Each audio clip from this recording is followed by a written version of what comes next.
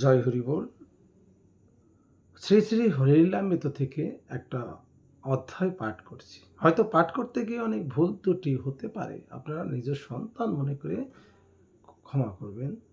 কেন, আমার ঠাকুরের লীলা গ্রন্থ, এটা তো ভুল নয়। হয়তো আমার বলতে গিয়ে ভুল হতে পারে, বা আমার এমন কোনো সাধারণ শক্তিতে নেই যে আপনাদের ভক্তি জগতে আমি নিয়ে যাব। তাই আমি আপনাদের কাছে একটাই ক্ষমা ভিক্ষা চাইছি, ভুল হতে পারে, আপনারা ক্ষমা করবেন। এবং আমি আবির্ভাবের অগ্রদূত, ভগবান যখন আসেন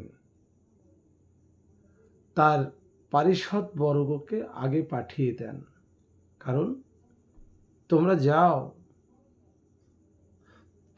যাও আগে ক্ষেত্র প্রস্তুত করো, তারপর আমি যাব। যেমন নদিয়াতেও ঠিক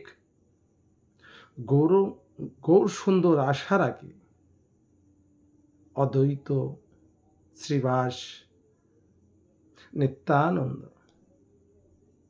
এরা আগে পৃথিবীতে আসে।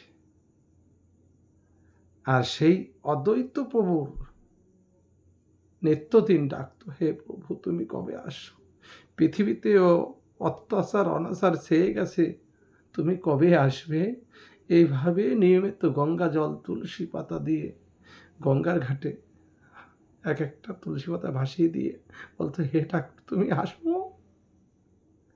আর সেই ডাক শুনে শুনে আমার প্রভু পৃথিবীতে পদার্পণ করেন। আমার হরিচাঁদ ঠাকুর,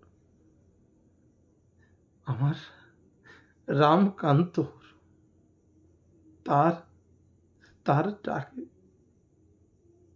আমার প্রভু হরিচাঁদ ঠাকুর পৃথিবীতে আবার পদার্পণ করে। কারণ আমার রামকান্ত বাসুদেব পুজো করতেন, তার একান্তই ভক্তি ছিল, উনি তন্ত্রমন্ত্র জানতেন না। তাই সেই বাসুদেব যখনও যদি শিষ্য মহলে যেতেন, নৌকা বাইতে বাইতে কখনো ক্লান্ত হয়ে পড়ত, তখন বলতেন, হে বাসু আমি যে আর পারছি না, তুমি ধরো আমার বইটা ধরো। আর তখন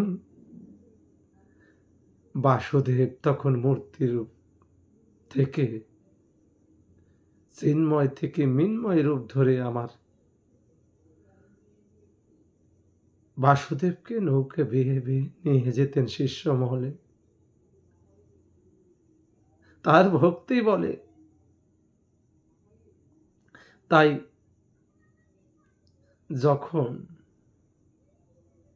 উনি পুজো করতেন, তা যা দরিদ্র ছিল যা কিছু জোগাড় করত, থোর মোচা মূলো কলা যাই কচু যাই পেত, তাই আমার ঠাকুরকে ভোগ নিবেদন করতেন। সঙ্গে আতপ চাল, লবণ ছাড়া ঠাকুরের ভোগ দিয়ে ডাকতেন, হে বাসু, হে বাসু তুমি এসো, তুমি এই অধমের ভোগ গ্রহণ করো। তখন আমার প্রভু আর ভক্তি গুণে চিন্ময় রূপ মিন্ময় হয়ে ভোগ গ্রহণ করতেন। তখন আর বর্ষ আমার রামকান্ত দুই চোখ ভুকে দর্শন করতে, এভাবে কোনো এক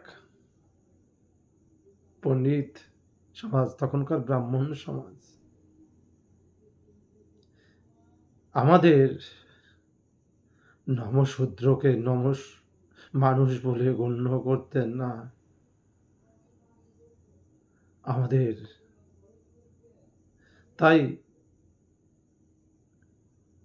কোনো এক বিপ্র দেখলো এসে যে রামকান্ত অন্নভোগ দিয়েছেন, তখন সেই বিপ্র গিয়ে সব তাদের সমাজে জানালো, দেখো কি অনাচার হচ্ছে, কি অত্যাচার, এও কি সহ্য করা যায়, কি হয়েছে বল, আর যা হয়েছে তোমরা নিজের চোখে দেখো, একটা শূদ্র হয়ে কেন ব্রাহ্মণের সমান হতে চাইছে, সে অন্ন ভোগ দিচ্ছে, সি সি সি কি দিচ্ছে জানো, থোর মোচা কলা মোল যা পাচ্ছে, সি সি সি ওসব ওসব আমার ঠাকুর খায়। তখন ক্রোধ ভরে ঠাকুরকে কেড়ে নিয়ে যায়। তখন হা বাসু বাসু রে দু চোখ জল ছেড়ে দিয়ে ডাকতেন, হে বাসু, হে ঠাকুর, তুমি কবে আসবে, আমরা তো তোমারই সন্তান, আমাদের কেন অধিকার থাকবে না, এই তুমি যদি না আসো, আজ থেকে অন্য জল আর গ্রহণ করবো না। তখন বাসুদেব স্বপ্নাদেশ করে বলল, ভয় নেই, আমি আসবো, আমি আসবো। তখন সেই বাসুদেব মূর্তি আমার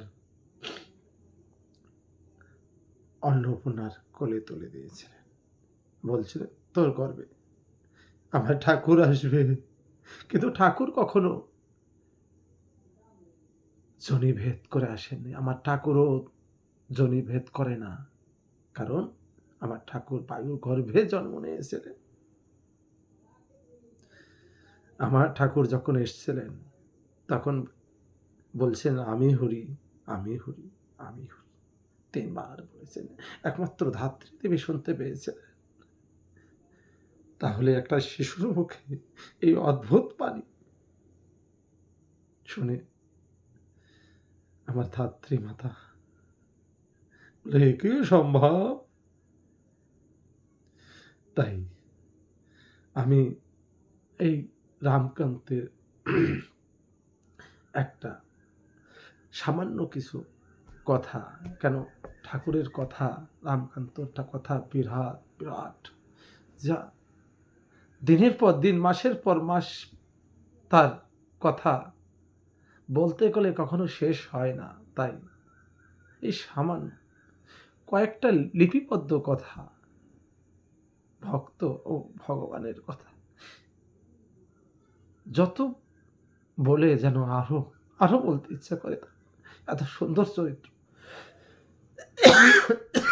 তাই আমি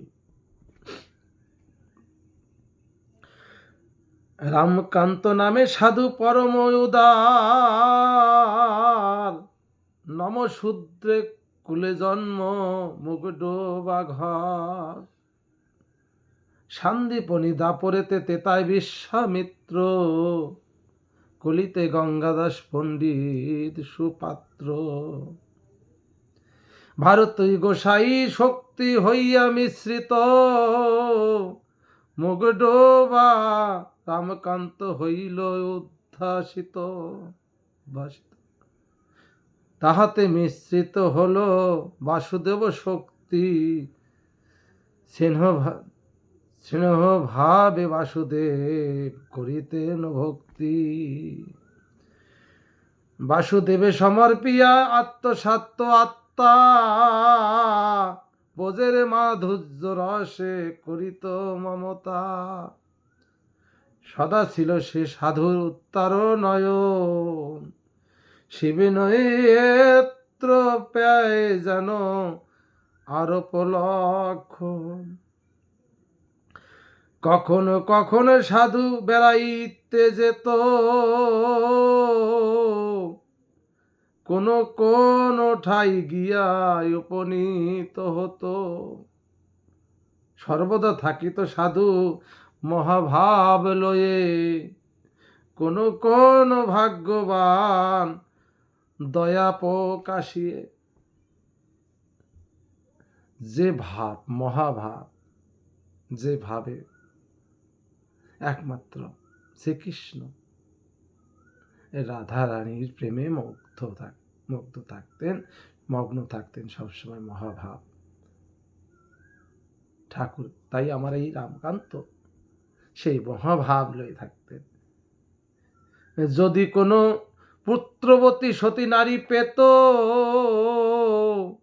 মা বলিয়া দুগ্ধপান তাহারও করিত, সে নারীর গর্ভে যত হইত সন্তান, ধনে ধন্য সুখী হতো সবে ভাগ্যবান। না পুত্র না গর্ভবতী কোন নারী পেয়ে, যদি তাই স্তনপান করিতেন গিয়ে, তাহারে করিত দুগ্ধ পানেরও সময়, স্তন পানের অন্তে দুগ্ধ শুকাইয়া যায়। যাহা বলি বর দিত তাহাই ফলিত, বাক্য সিদ্ধ সাধকের যাহা মনে নিত। সাধুর সঙ্গেতে ছিল বাসুদেব মূর্তি, কবু সক্ষ ভাব কবু বোঝ ভাবে আরতি। সক্ষ ভাব, বোঝের ভাব, সক্ষ ভাব, যেরকম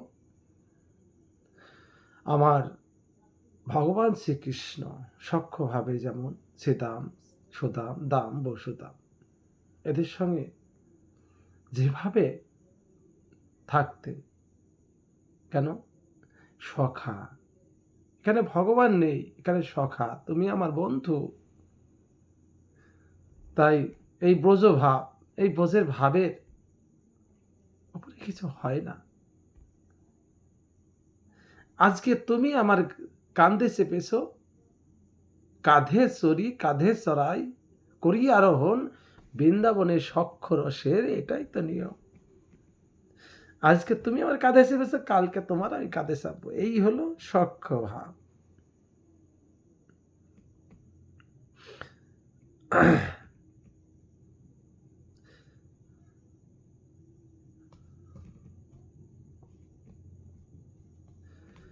ধূপ দিব নৈবদ্য আদি আতপত মণ্ডলে,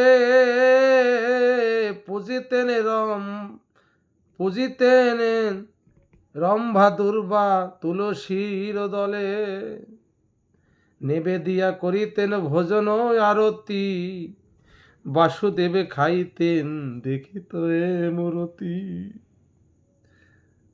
তার ভক্তি বলে বাসুদেব প্রকাশ হতেন, প্রতিষ্ঠিত হয়ে সামনে বসে খেতেন, আর আবার বাসুদেব আনন্দ করতেন। কি সৌভাগ্য!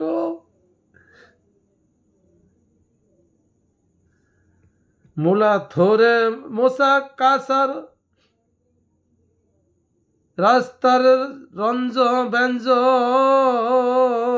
রম্ভার ব্যঞ্জন, আতপের অন্ন দিত না দিত লবণ, ছোলা ডাল মূল মুগ বুট গোমুত গোধূম চাপরি, তৈল হরিদ্রা বিনা ঘিত পক্কবরী, ভোগ লাগাইয়া সাধু আরতি করিত,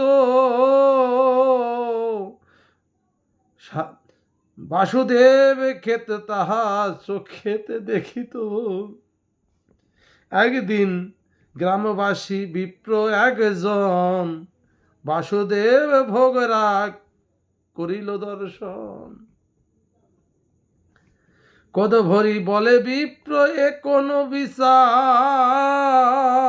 সূত্রের কি আছে অন্ন ভোগের অধিকার, শূদ্র হয়ে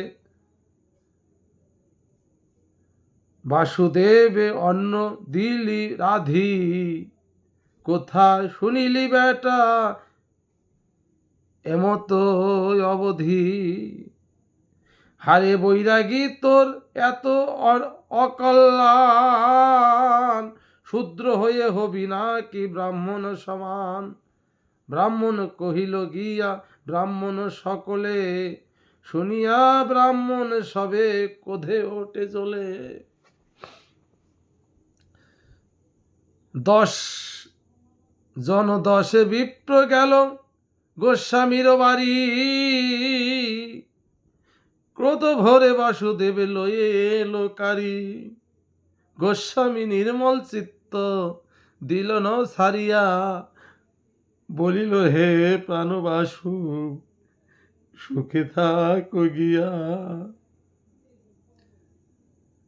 আমার কাছে বাসু তুই বড় কষ্ট ছিলি রে, আমি তোকে 3 বেলা 3 মুঠো খেতেও দিতে পারতাম না। আজকে ব্রাহ্মণ তোমাকে নিয়ে গেছে, বড়ই ভালো হলো রে। এই এর আমার কাছে থাকতে তুই কি পেতি? আজকে ব্রাহ্মণ সমাজ তোকে খাটটার উপরে পালঙ্কে পায়ক পৃষ্ঠক মিষ্টি তোকে ভরি ভরি খেতে দেবে। তোর কত সৌভাগ্য রে। ভালোই হলো ওরা তোকে নিয়ে গেল। আমার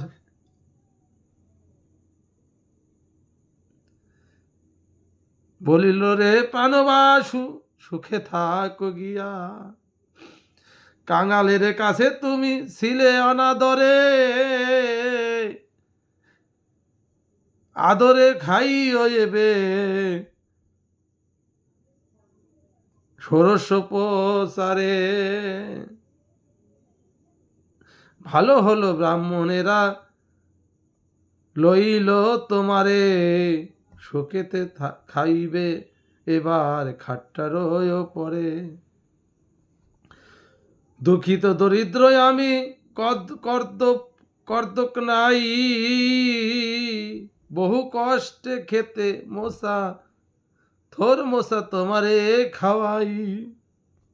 দধি দুগ্ধ ঘিত মধু পায়েস পিষ্টক, লুচি পুরি মন্ডা খেয়েও যাহালয়ে শখ। আমার কাছে থরমোসা কচু খেয়ে থাকতে এবার ধুতো গীত মিষ্টি মিঠাই যা যা তোমার পানে নাই তুমি খেও। চিরদিন রাখিয়েছ ব্রাহ্মণের মান, যাও যাও বিপ্র ঘরে নাহি অপমান। আমি অজ্ঞ নাহি জানি তোমারে পুজিতে, এখন পুজিবে তোমায় মন্ত্র সহিতে। আমি একমাত্র তোমার নাম ছাড়া কিছু জানতাম না, আর বলতাম হে বাসু তুমি খাও। মন্ত্রতন্ত্র তোমার কিছু ছিল না। এবার বিভিন্ন মন্ত্র উচ্চারণ করবে আর তোমাকে খেতে দেবে।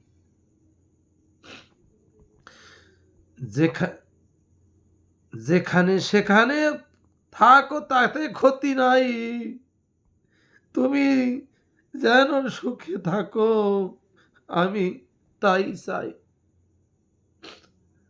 আমার অশ্বিনী গোসাই এই কথাগুলোই বলে গেছিলেন। আমায় বাসো বা না বাসো ভালো তাতে কোনো ক্ষতি নাই, আমি তোমাকে বাসিব ভালো এই ভিক্ষা চাই। তাই এখানে বলছে যেখানে থাকো তাতে কোনো ক্ষতি নাই, তুমি যুগ দেখো। ব্রাহ্মণ বাসুদেব লয়ে হরষিতে হরষ সেতে বাসুদেবে অভিষেক করে তন্ত্রমতে। কেহ বলে রাগ দেবে প্রতিষ্ঠে করিয়া, জাতি গেছে নবশূদ্রের পক্ষ অন্ন খেয়ে। বাহ কি কথা! আজকে নমশূদ্র পাক করে খাইছে, তার জন্যে আমার ভগবানের জাত চলে গেছে। আচ্ছা, ভগবানের জাতটা কি বলো তো? ভগবানের কি জাত যায়? যদি কোনো আজকে প্রত্যেকটা সৃষ্টির মধ্যে রয়েছে, মানুষ তো উত্তম, তারপরে পশু পাখি যা যা আছে সবাই তো ভগবানকে নিবেদিত করে খায়। যার বস্তু যেটা খায় সেটা যদি ভগবানকে দেয়, সেটা তো ভগবানই প্রাপ্তি হয়। তাহলে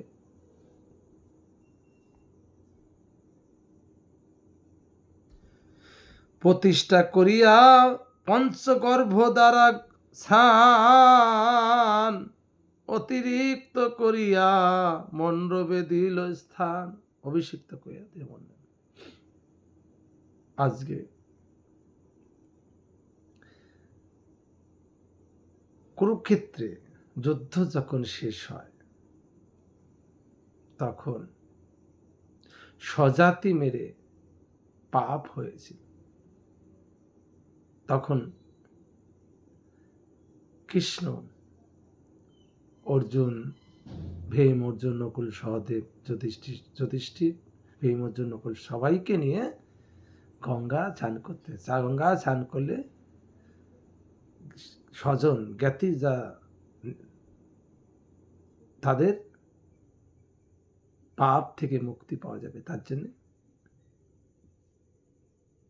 তখনও অর্জুন বুঝতে পারেনি।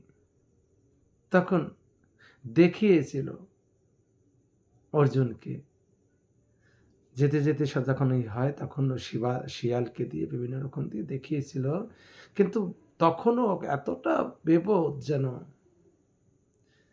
যার চরণ থেকে গঙ্গার উৎপত্তি হয় তাকে কি আর গঙ্গা চান করতে হয়? সেই ভগবান যার সঙ্গে আছে তখনও আত্মসমর্পণ করে কেন বলেনি, হে প্রভু আমি কোথায় যাব, তুমি তো যখন বিশ্বরূপ দেখিয়েছিল আমি সব, তারপরেও তার গঙ্গা চান লাগে।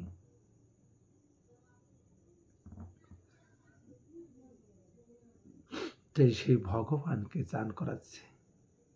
আজকে ভগবান অপবিত্র হয়ে গেছে, এই সূত্রের পক্ষ অন্ন খেয়ে ভগবান অপবিত্র, তাই আজকে পঞ্চগর্ভ দিয়ে তাকে চান করানো হচ্ছে। ভগবান গঙ্গা জলে নাকি ভগবান হচ্ছে, মানে ধুয়ে দিচ্ছে ভগবান।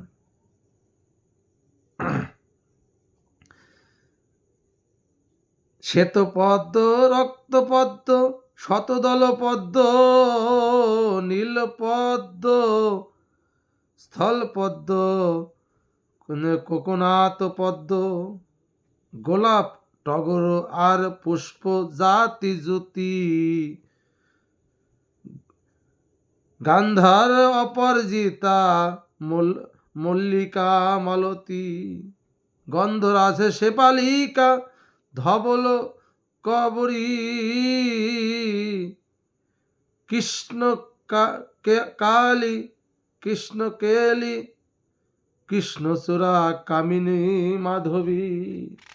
কত রকমের ফুল দিয়ে আমি ভগবানকে প্রতিষ্ঠিত করছি। দুর্বা, তুলসী পত্র, আত